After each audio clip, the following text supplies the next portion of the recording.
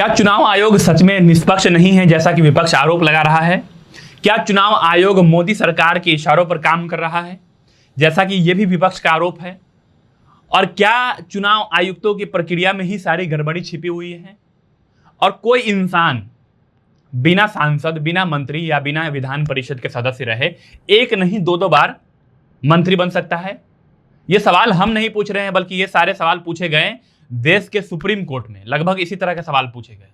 तो आज के इस एपिसोड में हम जानेंगे कि चुनाव आयुक्तों की नियुक्ति कैसे होती है, चुनाव आयोग पर बार बार उनकी निष्पक्षता पर सवाल क्यों उठते हैं और सुप्रीम कोर्ट इस पर सवाल क्यों उठा रहा है, और कौन है वो इंसान, कौन है वो मंत्री जो एक बार नहीं दो बार मंत्री बन चुके हैं, लेकिन उनके पास ना तो विधान परिषद की सदस्यता है, ना ही वो कहीं से विधायक है और ना ही वो कहीं से सांसद है।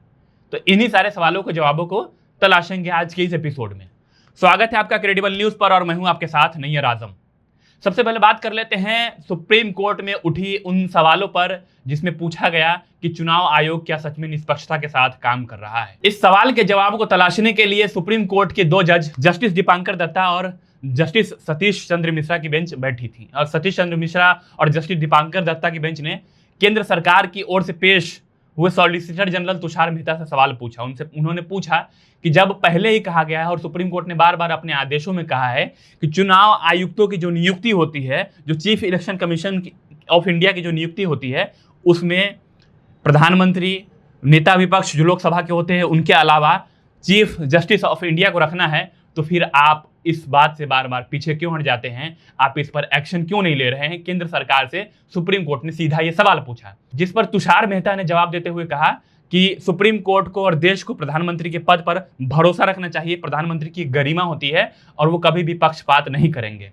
ये एक तरीके से ब्लैकमेल करने की सुप्रीम कोर्ट को कोशिश की गई, जिस पर सुप्रीम कोर्ट ने बड़े ही आराम से और बड़े ही मासूमियत से कहा कि हम प्रधानमंत्री की बातों पर भरोसा कर रहे हैं और देश को भी उनकी बातों पर भरोसा करना चाहिए। लेकिन यही केंद्र सरकार ने कहा था कि किसी भी आपराधिक पृष्ठभूमि वाले इंसान को मंत्रिमंडल में जगह नहीं दी जाएगी। लेकिन क्या हो रहा है ये हम सब देख रहे हैं। ये सुप्रीम कोर्ट ने केंद्र सरकार से ये सवाल पूछा। इसके बाद सुप्रीम कोर्ट ने कहा कि जब कहा गया है कि इसमें नेता विपक्ष को शामिल कीजिए, इसमें प्रधानमंत्री को शामिल कीजिए और इसमें चीफ जस्टिस ऑफ इंडिया को शामिल कीजिए, तो आप क्यों नहीं कर रहे हैं? क्योंकि अभी जिस तरह की सिस्टम चल रही है, जिसमें प्रधानमंत्री और कोई कैबिनेट मंत्री और नेता विपक्ष होते हैं, तो यह मामला 2:1 के रेशियो से बाहर जाता है और इससे होता यह है कि प्रधानमंत्री वाला पलड़ा भारी पड़ जाता है और प्रधानमंत्री अपने हिसाब से या सत्ता पक्ष अपने हिसाब से किसी भी व्यक्ति को चुनाव आयुक्त नियुक्त कर सकता है और इससे उसकी निष्पक्षता पर बार बार सवाल उठते हैं। विपक्ष बार बार सवाल उठाता रहा है, हर इलेक्शन से पहले इस पर सवाल उठता है कि भाई चुनाव आयोग निष्पक्ष नहीं, चाहे बंगाल के इलेक्शन हो, बिहार के इलेक्शन हो, या उससे पहले महाराष्ट्र के इलेक्शन हो, उससे पहले लोकसभा का चुनाव हो, या उससे पहले तमाम जितने भी चुनाव रहे हो। और इस देश की एक विपक्षी पार्टी या सिर्फ कांग्रेस पार्टी की बात नहीं है, चाहे समाजवादी पार्टी हो, चाहे शिवसेना हो, चाहे अरविंद केजरीवाल की पार्टी आम आदमी पार्टी हो, या फिर राजद हो, या फिर टीएमसी हो, तमाम पार्टियां ये सवाल उठा रही हैं। तो ऐसे में सुप्रीम कोर्ट ने पूछा कि आप ये कदम क्यों नहीं उठा रहे? तो केंद्र सरकार इन सवालों के जवाबों को बार बार घुमाने की कोशिश कर रही थी। वो सीधे जवाब देने के लिए तैयार नहीं थे, क्योंकि अभी जो सिस्टम चल रहा है उसमें प्रधानमंत्री, कैबिनेट मंत्री और नेता विपक्ष जो राहुल गांधी है, ये होते हैं। तो ऐसे में प्रधानमंत्री के साथ जो कैबिनेट मंत्री होते हैं, फिलहाल अमित शाह है, और अमित शाह और नरेंद्र मोदी जिनको चाहते हैं उनको चुनाव आयोग नियुक्त कर देते हैं, चुनाव आयुक्त में उनको चुनाव आयुक्त बना देते हैं और वो उनके फेवरेट भी हो सकते हैं। और इसी को लेकर के सारा बवाल खड़ा हुआ है। ये एक तरफ चल रहा है, वही दूसरी तरफ सुप्रीम कोर्ट में ही कल ही एक और मामला पहुंचा और वो मामला ये था कि कोई इंसान बिना चुनाव लड़े, ना चुनाव लड़ा, ना चुनाव जीते, और एक नहीं बल्कि दो बार वो मंत्री बन चुके हैं। मामला है बिहार का। बिहार तो अपने अजीबोगरीब फैसलों के लिए और चीजों के लिए तो जाना ही जाता है। बिहार के बारे में कहा जाता है कि Bihar is not for beginner, मगर यहां पर मामला काफी संवेदनशील है, मामला काफी गंभीर है। मामला यह है कि बिहार में एनडीए की सरकार है, भाजपा की सरकार है। वहां पर उनके एक घटक दल है राष्ट्रीय लोक मोर्चा, जिनके संस्थापक और फाउंडर है उपेंद्र कुशवाहा, जो राज्यसभा के सांसद भी है। लेकिन उनके बेटे दीपक प्रकाश 37 साल के हैं, युवा है, इंजीनियर है, और वो एक नहीं बल्कि दो बार मंत्री बन चुके हैं। लेकिन मजेदार बात यह है कि 2 बार मंत्री बनने में दिक्कत नहीं है। दिक्कत इस बात की है कि ना तो वो विधान परिषद के सदस्य है और ना ही वो कहीं से विधायक है। पहली बार वो 20 नवंबर 2025 को नीतीश सरकार में मंत्री बने थे, पंचायती राज मंत्री बने थे। फिर नीतीश कुमार ने इस्तीफा दिया, आप जानते ही हैं, और नीतीश कुमार के बाद सम्राट चौधरी बिहार के मुख्यमंत्री बने। जब सम्राट चौधरी के सरकार का गठन हुआ तो उसमें फिर से उनको मंत्री बना दिया गया। अब ये मामला सुप्रीम कोर्ट पहुंच गया। मामले में याचिकाकर्ता ने सवाल उठाया कि कोई इंसान बार बार ऐसे कैसे कर सकता है, क्या ये संवैधानिक व्यवस्था का माखौल उड़ाना, मजाक उड़ाना नहीं है? कल होकर के कोई भी इंसान खड़ा होगा और कोई भी इंसान बिना चुनाव लड़े कहेगा कि हमको मंत्री बना दीजिए और बना दिया जाएगा, और फिर 4 महीने बाद सरकार बदल जाएगी, फिर 4 महीने बाद सरकार को पलट करके किसी और को मुख्यमंत्री बना दिया जाएगा, फिर उनको मंत्री बना दिया जाएगा, ऐसे करके 5 साल चलाया जा सकता है।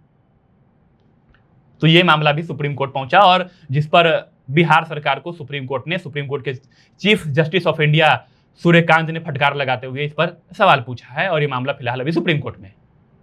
तो ये जो दीपक प्रकाश वाला मामला है, जो जिसमें वो मंत्री बने हैं, उसको लेकर के चुनाव आयोग पर भी सवाल उठ रहे हैं कि चुनाव आयोग को इस पर एक्शन लेना चाहिए था, लेकिन इस पर एक्शन किसको लेना पड़ रहा है? इस पर एक्शन सुप्रीम कोर्ट को लेना पड़ रहा है। अब आइए उस टाइमलाइन पर जब कभी चुनाव आयोग जो है वो निष्पक्ष हुआ करता था और कैसे मोदी सरकार ने उसको धीरे धीरे करके अपने शिकंजे में लिया, धीरे धीरे करके अपने चंगुल में फंसाया। ये बात है साल 2023 की, टाइमलाइन को आप समझिएगा। मार्च 2023 की बात है। सुप्रीम कोर्ट ने आदेश दिया कि जो चुनाव आयुक्त की नियुक्ति होती है उसमें लोकसभा में नेता प्रतिपक्ष जो होते हैं वो होंगे, लोकसभा के जो नेता होते हैं यानी प्रधानमंत्री वो होंगे, और सीजेआई साहब इसमें पैनल में होंगे, और ये तीनों मिलकर के फैसला करेंगे कि किनको चुनाव आयुक्त नियुक्त करना है। अगस्त 2023 आया, सरकार को लग गया कि अब हमारा चलने वाला नहीं है। मोदी सरकार को लग गया। मोदी सरकार फटाफट मॉनसून सत्र के दौरान एक अध्यादेश, एक बिल लेकर के आई है और उसमें यह प्रावधान लेकर के आई कि चुनाव आयुक्त की जो नियुक्ति होगी अब वो उसमें प्रधानमंत्री, कैबिनेट मंत्री और नेता विपक्ष होंगे, और फटाफट उनके पास बहुमत था। आप जानते ही हैं उस समय 303 सांसदों का बहुमत था और उन्होंने ये बिल पास करवा लिया। लोकसभा से पास हुआ, राज्यसभा से पास हुआ और राष्ट्रपति से मंजूरी भी उसको मिल गई। फिर ये मामला कांग्रेस के एक नेता है जया ठाकुर, वो लेके पहुंची सुप्रीम कोर्ट, और सुप्रीम कोर्ट में इस पर सुनवाई शुरू हुई। पहली सुनवाई जो इसमें हुई वो 2 जनवरी 2024 को हुई। जब ये सब कुछ चल ही रहा था उसी बीच 21 मार्च 2024 को लोकसभा चुनाव से ठीक पहले, अगर आपको याद हो तो, जो उस समय के चुनाव आयुक्त थे उन्होंने इस्तीफा दे दिया था।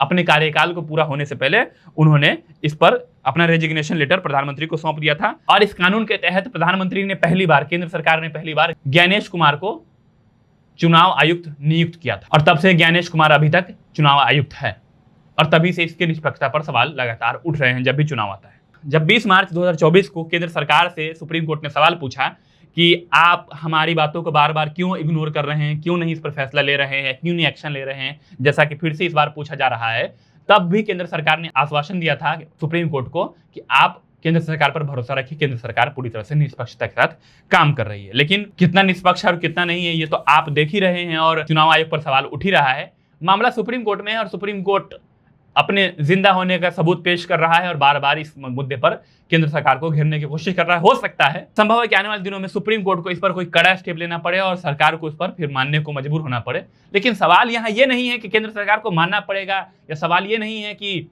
सुप्रीम कोर्ट को फैसला देना पड़ेगा। सवाल यह है कि क्या हर फैसले पर या तो विपक्ष को या तो जनता को सुप्रीम कोर्ट जाना पड़ेगा, या नहीं तो सड़क पर उतरना पड़ेगा अपनी बात को मनवाने के लिए। आए दिन देश में किसी न किसी मुद्दे को लेकर के प्रोटेस्ट हो रहा है, कभी जंतर मंतर पर हो रहा है, तो कभी मध्य प्रदेश के भोपाल में हो रहा है, तो कभी रामपुर में हो रहा है, तो कभी देश के किसी कोने में, तो कभी देश के किसी कोने में, तो कभी मध्य प्रदेश के ही केन बेतवा लिंक परियोजना को लेकर के हो रहा है। जनता के पास यही रास्ता बच रहा है। और या नहीं तो जो नेता होते हैं जिनको लगता है कि नहीं हमारे ऊपर गले की फांस बन चुकी है, तो वो जाते हैं सुप्रीम कोर्ट और वहां से फैसला लेकर के आने की कोशिश करते हैं, इंसाफ मांगने की, इंसाफ की गुहार लगाते हैं। क्या केंद्र सरकार विपक्ष से चर्चा करके, विपक्ष से बातचीत करके, नेगोशिएशन करके इस मैटर को सुलझा नहीं सकती थी? क्या हर मैटर का सुप्रीम कोर्ट में जाना जरूरी है? क्या हर मैटर को लेकर के देश की जनता को सड़क पर आना जरूरी है? सवाल केंद्र सरकार से है, सवाल बिहार सरकार से भी है कि आप किस तरह के संविधान को फिलहाल बिहार में चला रहे हैं, किस तरह के कानून को चला रहे हैं, जहां पर कोई इंसान बिना चुनाव लड़े ही मंत्री बन जा रहा है। ये कौन सा एग्जाम्पल आप सेट कर रहे हैं? इस खबर पर आपकी क्या राय है, आप कमेंट सेक्शन में बताइएगा। मेरा नाम नैयर आजम है, आप द क्रेडिबल न्यूज देख रहे थे। शुक्रिया।